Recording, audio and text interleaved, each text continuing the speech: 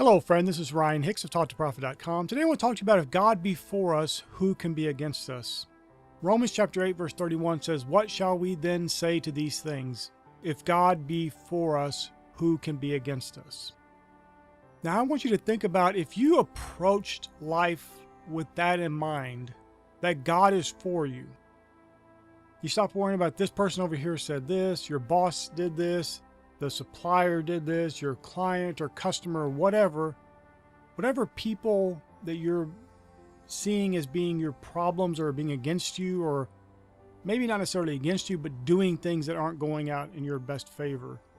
And just see that God's for you and walk in that.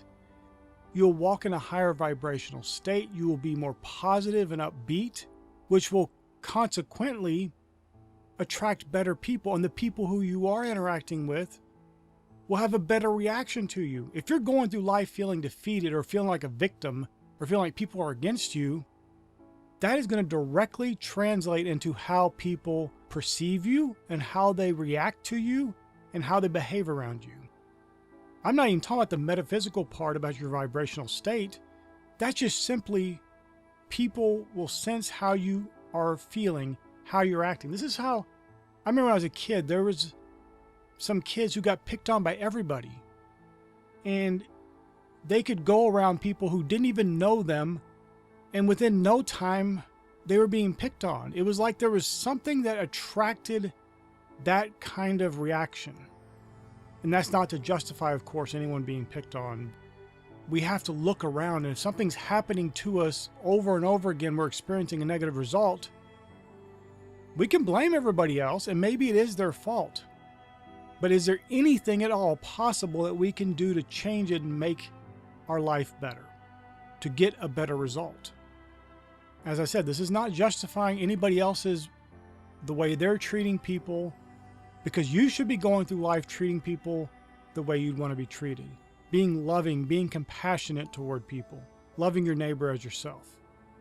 But if you're constantly experiencing something contrary to that from other people, then you really need to examine, one, how you're behaving, and then what are you expecting? Are you seeing that God's for you? Are you walking in that boldness and confidence? Loving boldness and confidence, I should add. I'm not talking about arrogance and pride, but that boldness of faith, walking by faith, not by sight, knowing that God is for you, walking in that power, walking in that grace, knowing that God is on your side. You're going to carry yourself differently. You're going to enter a room with a presence about you of someone who's bold and righteous, not someone who is shrinking and victimized, not someone who is being put upon and, oh, look at that poor, pitiful person over there. You don't want to be viewed that way. I get that the world, especially in today's day and age, it has elevated victimhood to being something preferential. Oh, wow, you're a victim. Poor you. And then you get people patting you on the back on social media. You feel great for a little while. But in the end, you have to live out that life of being the victim, of being the poor, pitiful person. That only goes so far. It may get you somewhere as a child, but as an adult, that doesn't get you. Who's going to want to do business with somebody that's pitiful? Who's going to want to buy? They might buy out of sympathy, but they're not going to be a long-term customer, and they're certainly not going to send their prospects and people they know to do business with you because it makes them look bad. But you can't carry yourself that way. Not if you know that God is for you. You will carry yourself with a respectable way. You will walk as nobility.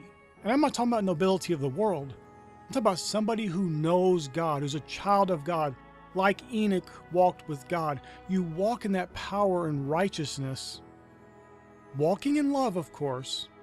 As I said, this is not talking about arrogance or pride or being haughty or lifted up or thinking you're better than anyone else. This is about knowing confidently and boldly that only goodness lies before you. Following Philippians 4:8 and only thinking about things that are lovely and of good report. Expecting your interactions with people to be good, to be praiseworthy, to have virtuous things happen, good things, things of good report, so that when you go back to your office or to your business or to your boss or whoever, and you report to them about the day, you have a good report to give.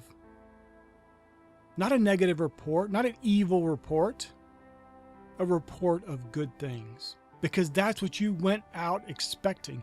That is what you went out in boldness of faith expecting. Even when interacting with people who normally wouldn't give you that kind of result, wouldn't give you that kind of reception. You will notice when you walk in this boldness, knowing that God is with you, knowing that God is for you, you will start to see the blessing of God overflowing and abundant in your life. And people who may be negative to everyone else around them and everyone else they ever come in contact with, they'll be gentle and kind and receptive to you. They'll be friendly to you. They'll be welcoming to you. Even if they're not that way to anyone else. It doesn't matter how they are to anyone else. You're not anyone else. You're walking in that nobility of someone who knows God. Someone who knows that God is for them. And if the creator and sustainer of all things is for you, then truly who can be against you? And I've had this experience before where I've walked in expecting the best, not even knowing some of the people I was going to be talking to, and having people who interact with those people on a daily basis say, I've never seen them be that nice to someone like that before. They're always mean. They're always rude. But I didn't go in there expecting that. I didn't go in there believing I was a victim. I didn't go in there expecting, oh, people are going to be against me. Oh, it's going to be hard. Oh, you know, this company, you can never get their business, or this person's always trouble. No. I knew God was for me. I knew that goodness is the only thing that lies before me. Delightful things are waiting for me everywhere I go. And that can be hard, especially if you grew up poor, or you grew up in a bad environment, or whatever it may be, or just had some bad experiences, you could have your view of yourself diminished to where you start expecting bad things for yourself. And then it becomes a self-fulfilling prophecy. But I want you to change that, arrest that, stop that right here and now, and expect the best.